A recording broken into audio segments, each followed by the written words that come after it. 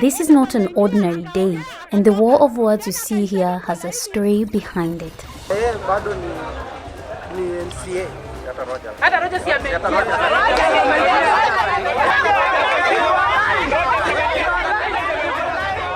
This is about politics and elections.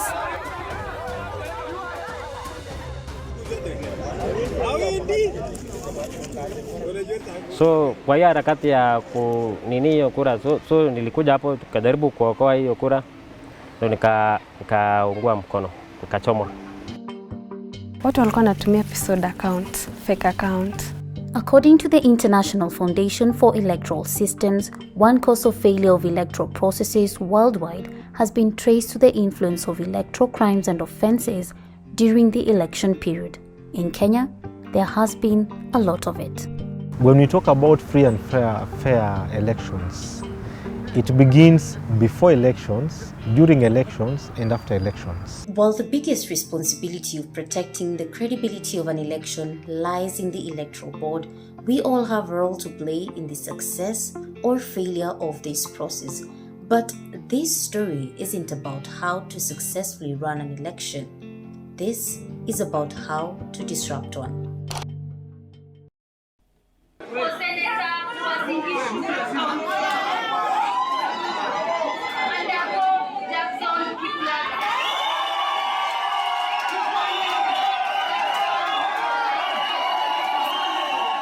At the end of an election, there will be winners and losers. You have delivered a free, fair, credible, verifiable election in this county.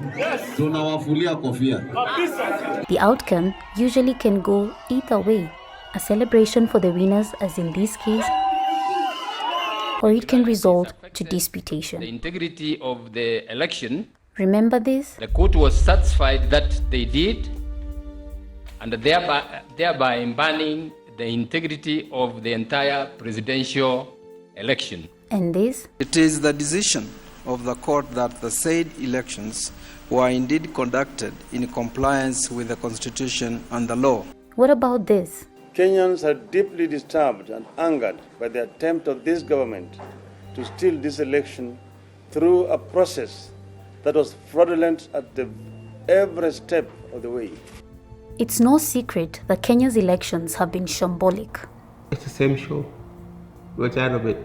It's the same show. The same actors. The same movies, the same script. The democratic process, as far as they are concerned, something is missing. He isn't wrong. Gaps in Kenya's electoral process do exist. But then again, an election is not a one-day event. It's a process, and there is so much that goes into preparing for it. Commission is focused on giving Kenyans a free, fair, and credible elections. And that is what we have been preparing for the last 4 years since the last election. In every election, the end goal is to have a peaceful and credible election. But that hardly ever happens. Why? Let's get into it.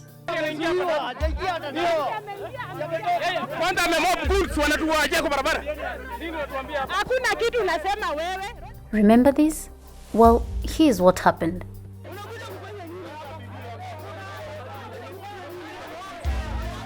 The origin of the dispute is this man, Isaac Kirokemboi, the sitting member of County Assembly in Kapsoya Ward, Anabkoi constituency in Uasin Gishu County. During the UDA party primaries on 14 April 2022, Kirwa, who's not a voter at the Border Farm Primary School polling station, showed up while voting was still ongoing. Some voters were not happy. Kwa majina naitwa Jonte. Mimi nimeshangaa hii siku ya leo kuona mheshimiwa Kirwa anakuja kuingia ndani ya penye watu wanapigia kura na yeye bado ni MCA.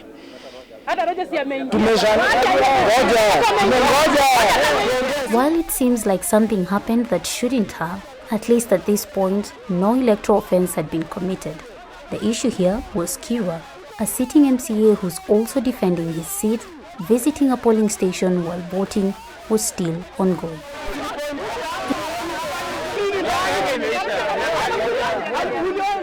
So what happened yesterday, I never knew. Yeah, I never knew about it. But for these aspirants, the only thing they should be coming to do in a polling station is to vote. If an aspirant is not voting in a certain polling station, he's got his agents there. He should not be seen there. Because if you're coming to a polling station, which you've already designated an agent for you there, what will be the purpose of that agent? It's not a crime for an aspirant to be present at a polling station while voting is in progress. However, if they try to interfere or influence the outcome of an election by either bribing voters, tampering with the secrecy of the ballot, directly or indirectly threatening to use any force or violence, then that becomes an electoral crime. Once an aspirant comes to a polling station, he's got his own supporters in that queue, yeah, and he'll want to show, he will want to flex his muscles, right? Once he wants to flex his muscles, it will bring chaos, because there are supporters of other aspirants in that queue, and there are his supporters in that queue. From all the aspirants, there is only one person who will get together to the ballot, who will get to be the winner. So there is that no one will, many of them don't admit it, don't take it in lightly. That is why there is always chaos. The situation at this polling station where Kibet was overseeing the nomination exercise could have escalated, but it didn't, and in the end, the exercise was a success. But it's actions like this that could sometimes lead to something more catastrophic.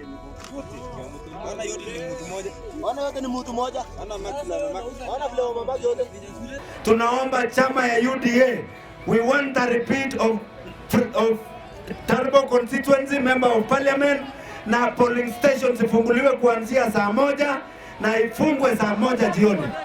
Cases of disputed results in Kenya's elections is not peculiar. It's almost the norm. Ballot boxes ilifika saa 8 hapa Huruma. Na Huruma ndio mali iko kura mingi sana, kura zaidi ya 10,000. Na tukapewa stream moja na watu wa Huruma hawakufanyiwa haki yao. A day after the UDA party nominations, candidates for the Turbo MP ticket, Willie Karu, David Sangok and Benjamin Rop, led protests in Eldoret town over allegations of voter manipulation and burning of ballot boxes in some polling stations. When it comes to Turbo, the observation actually, there was a delay in opening the polling stations. Like there's this MV Patel Hall, which actually it was open at 2 p.m. The turnout was very poor because the voters actually waited for a long time until they just left. In a political process, when we talk about free and fair elections, it begins before elections, during elections, and after elections. People normally participate in party primaries, but now it is not free and fair. That means the counting and reporting of the ballots doesn't reflect the will of the people, because the election is predetermined. Normally people go to vote, they know that this is just it's just to officiate, but there are some people who have been already appointed. A protest is just one of the outcomes resulting from a disputed election, but there are many others, including the eruption of violence. But violence is not just an aftermath of disputes, it's also used to create them.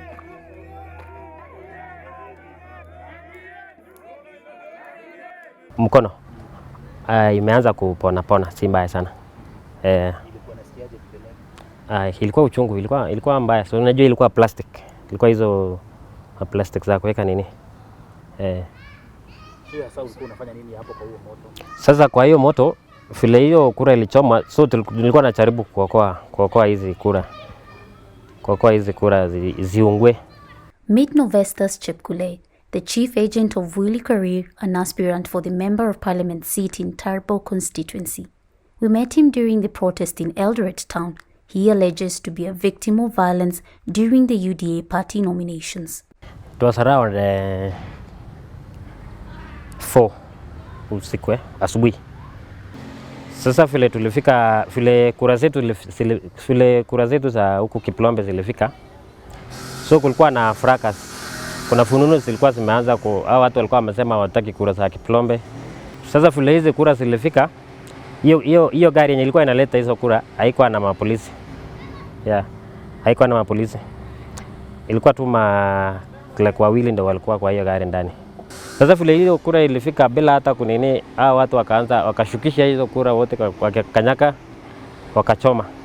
According to the Elections Offences Act, a person who without authority destroys, takes, opens, disposes of or otherwise interferes with any election material in use or intended to be used for the purposes of an election is liable on conviction to a fine not exceeding 1 million shillings or imprisonment for a term not exceeding 6 months or both. No, kwa hiyo harakati ya kunini sikuenda kuripoti. Willy alienda kuripoti na maagent wawili wenye walisukumwa pia, lakini mimi ndo niliumia. Report iko mpaka police station. Tuliripoti hiyo usiku asubuhi. During elections, security should be provided to safeguard the exercise and ensure the safety of the voters, poll workers, aspirants, observers and all other actors involved in the process. So in this case, where were the security officers while all this was happening? Unajua hizo makura zikichomwa, mapolisi walikuwa wanasimama tu wakiona. So tunajaribu kuwaambia mbona mnaona makura zako, akasema hiyo si kazi yetu. Akasema hiyo si kazi yetu. So hatukuwa na nguvu tena na mapolisi tu walikuwa hapo wakisimama kura zetu zikichomwa. I was able to traverse the county and there are some specific polling station I was able actually to observe what was really happening. Actually, I can say there was no planning in terms of security because I was able to see actually the ballot papers was brought without enough security to cover the process. You can remember like this polling station which the materials was being burned when it's taken to the constituency returning office. It's due to the security which was not planned.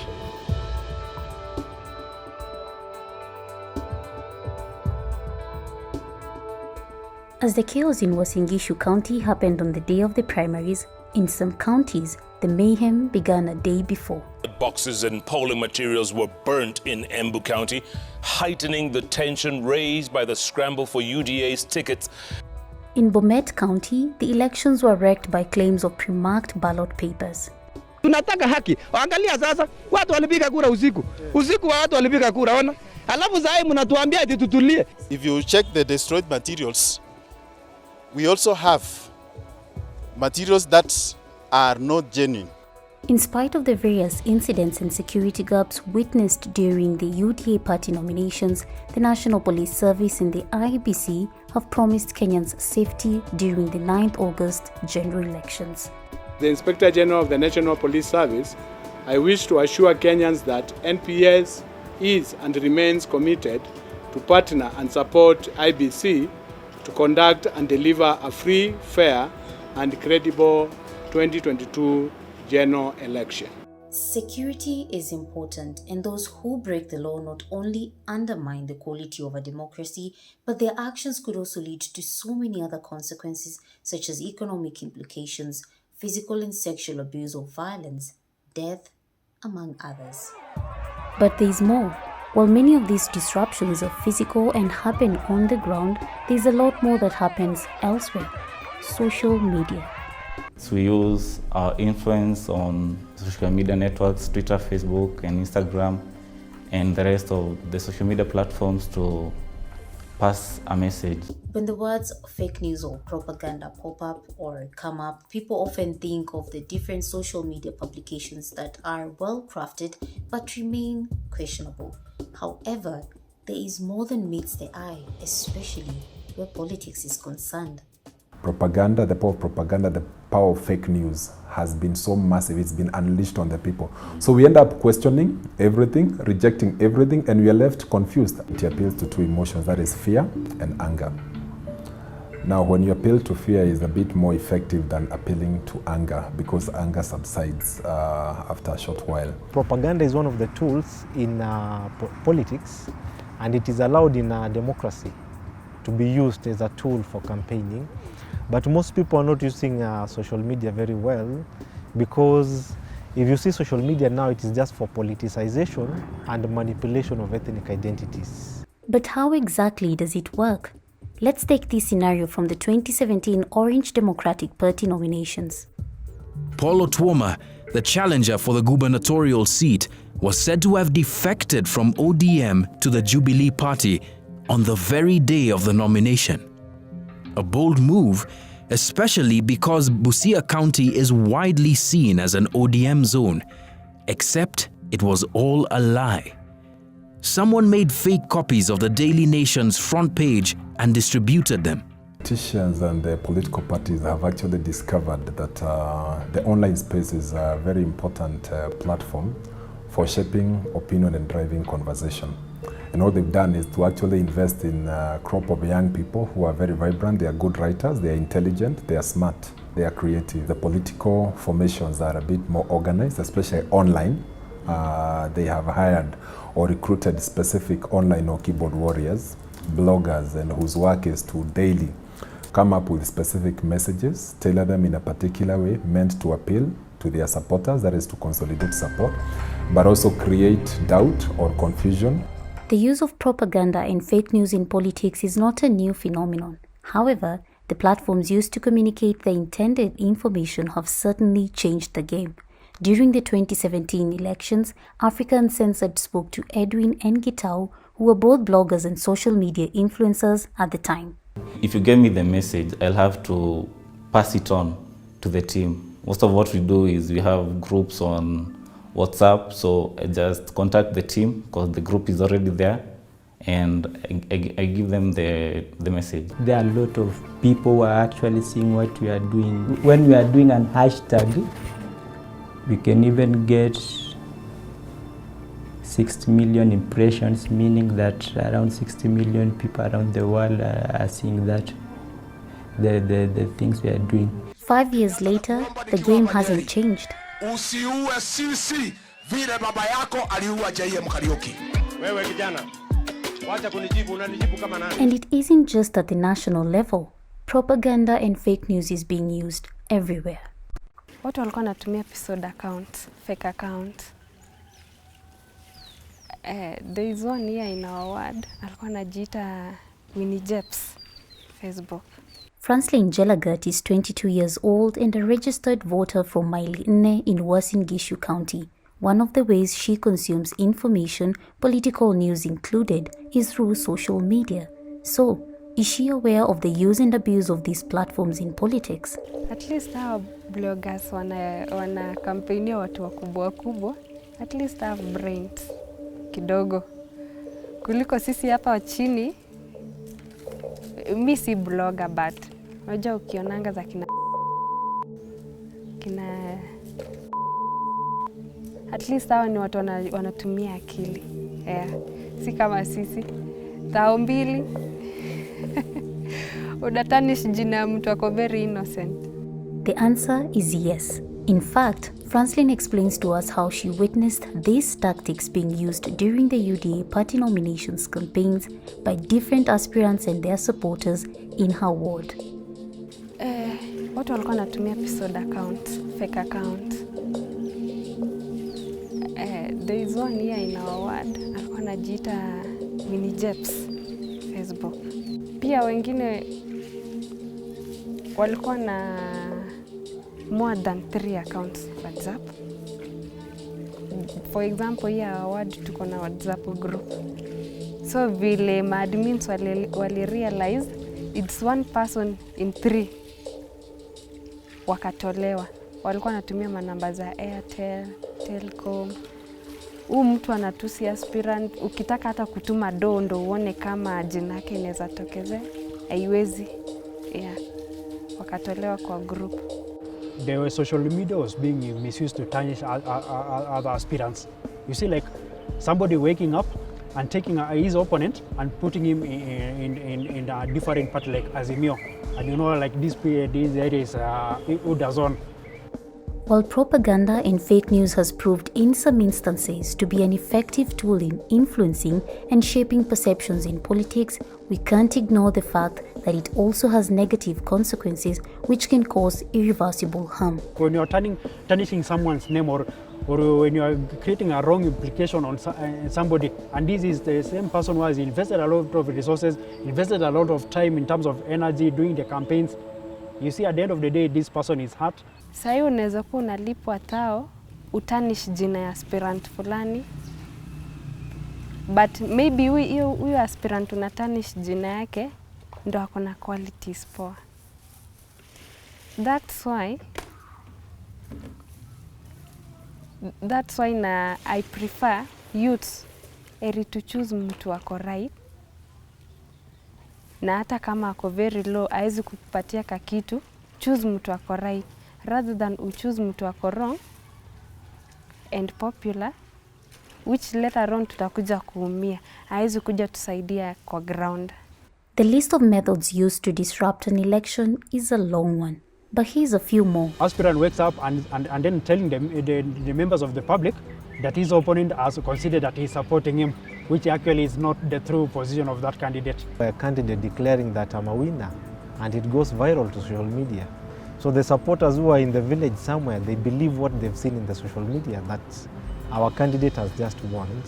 Interference with electronic systems, compromising of voter anonymity, multiple registration and voting, personation, and many others. Elections are fundamental in any democracy, but for democracy to attain its complete potential, then this process has to be free and fair. But when we compromise the electoral integrity, then the will of the people is not reflected, the confidence of voters in this process is weakened, and eventually, the legitimacy of a government is greatly undermined.